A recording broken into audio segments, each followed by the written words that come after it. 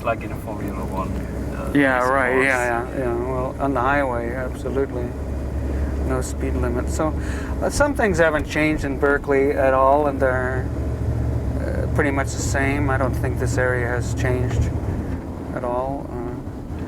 I like it because you just keep going straight, because it's a small town. You know, there's only 120,000 people in Berkeley, and that's about the population that there was before. There's more students at the university now, but not very many. It's a little bit more dense, but I don't like big buildings in cities, so that's why I stayed in Berkeley, because you still have the benefit of the Bay Area and nice climate, because it's next to the water and it's small, and I know people here. I've been here for a long time, and my kids go to school here, so they like to stay here. So just keep going, just up through the signal here, and we'll be pretty soon in an area which is a bit of the downtown Berkeley, where the City Hall is, and the Veterans Memorial Building, and the Berkeley High School. And there's a little park there that Country Joe and the Fish used to play at from the very beginning. We had demonstrations there, and in Tom Wolfe's book, Electric Kool-Aid Acid Test, he has a chapter called The Frozen Jug Band, and that's about Country Joe and the Fish in this park that we're going to go to now, where there was a big demonstration against the Vietnam War. I think it was maybe 1965, summer 1965, when I first come to Berkeley. Some parts, not much has changed in the park, except that this wall where the tiles are is new. That's called the Peace Wall. It's peace tiles, but the fountain over there used to be used, and it's not used anymore. It's an old park. Berkeley's a pretty old town, but all of this grass and everything is pretty much the same as it was before. So you played in this park with Country Joe McDonald and Fish? Well, in the there were some demonstrations and things that happened, but right over here, where that white booth is now, all of this is a farmer's market today, and it seems to be some kind of a crafts fair also. It was a flatbed truck. That's the old City Hall over there, which you can't see. You'll see up on the top of the, what do they call that? It's Kadula or something. That was the old City Hall. It's not the City Hall any longer, but the building is still there. And when we, a few years ago, had a Vietnam Memorial wall here in the park, and it was sitting right here in a V shape. And we had a big ceremony here for the Vietnam War dead. But back in 1965, when Tom Wolfe talks about it in the Kool-Aid Acid Chest, right there, just about where that booth is right there, was a truck. And we were on the back of the truck singing.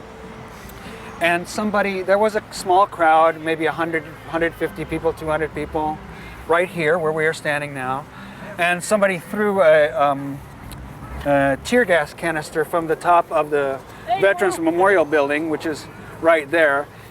But who was throwing? I mean, we don't know. It wasn't the police or anything, but Tom Wolfe talks about the frozen jug band, because we were a jug band and we were singing Fixing to Die, probably in Superbird, and we just froze there for a minute in a fear, of what was going to happen.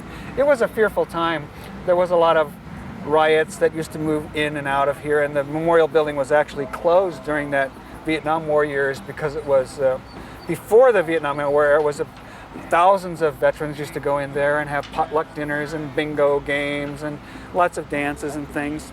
Now it's a Berkeley Historical Society and a homeless shelter too, and it doesn't get used for music very often. But Jerry Garcia actually played in there with the I don't know if it was the Grateful Dead or what, back in the mid '60s.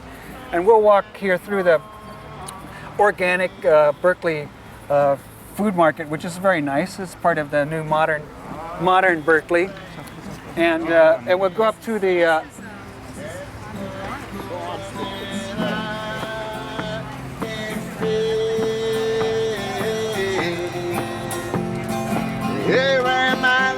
we'll go up to the memorial building where the plaque is and look at it.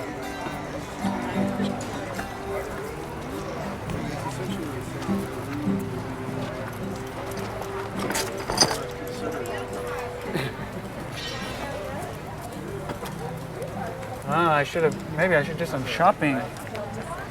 Looks good, looks good.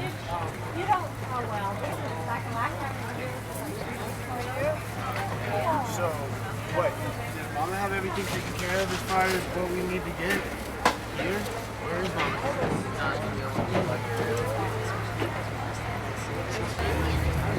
We're gonna walk up the stairs here, but this is put on by the Ecology Center of Berkeley. One of the things that kind of came out of the 60s, you know. This guy is Kirk Rumpkin from the Ecology Center. Lumpkin. Good to see you, Joe. Yeah. What brain cells are still there? Yeah. Country Joe often shops at the Berkeley Farmers Market, and we have been thankful for his support for many years about it. Ecology Center sort of came out of the 60s, didn't it? Yeah, we were born in '69. There you go. 69. Pretty advanced. Had our 30th anniversary last fall. But maybe tell some of the things you do with the recycling and bookstore. Well, I don't know. Is that part of the California dream? I think I don't know. It's The California trying dream. to keep it alive. Glass and plastic. It's a great dream. It is a dream, and it's happening. It's happening. So, okay. And so the memorial building wasn't really used very much, but I started about 5 years ago trying to use it again, and we had some activities. Let's go inside here for just a second.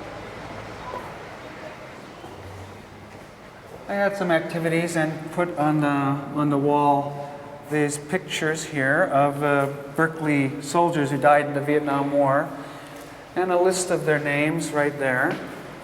And also I made this display case over here, which has memorabilia from the families and from the soldiers.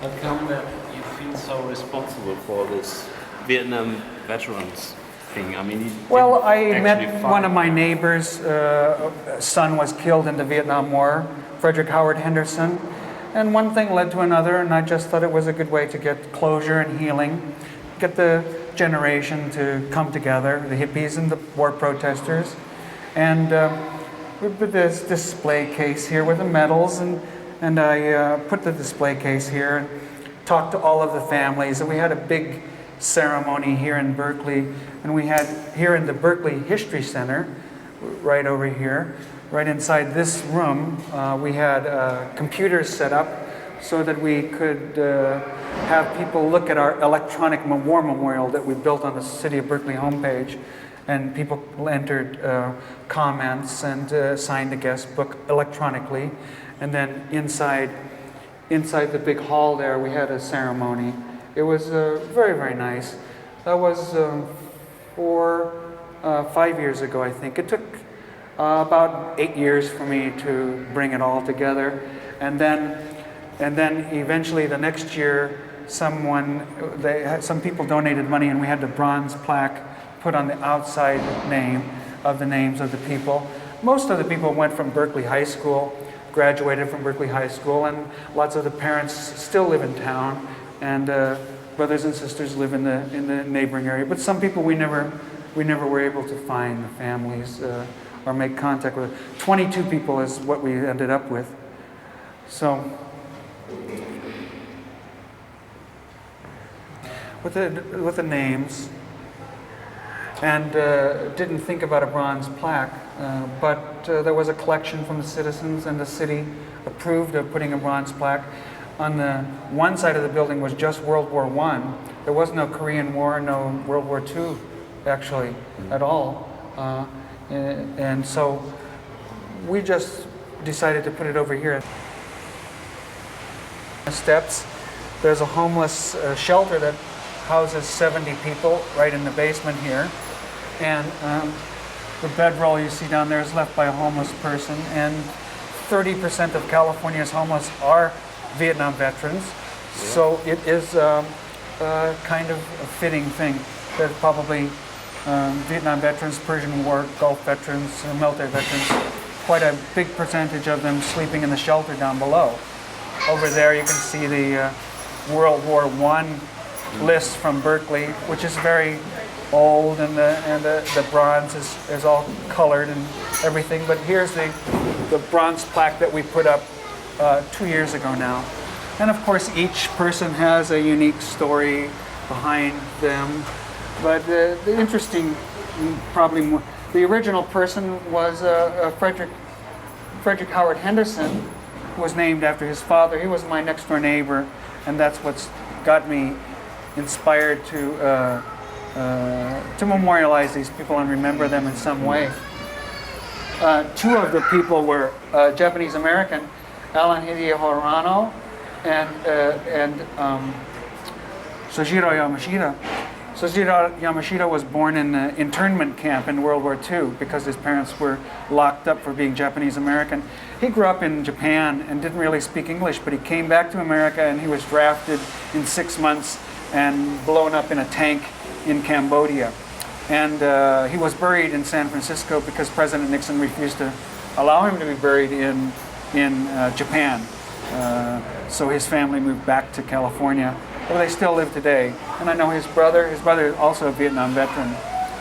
And so we had put up this very nice plaque. It was made by a Berkeley foundry, and it made the families quite happy, and it was quite a nice celebration. You know, I was proud to be a part of that and do that.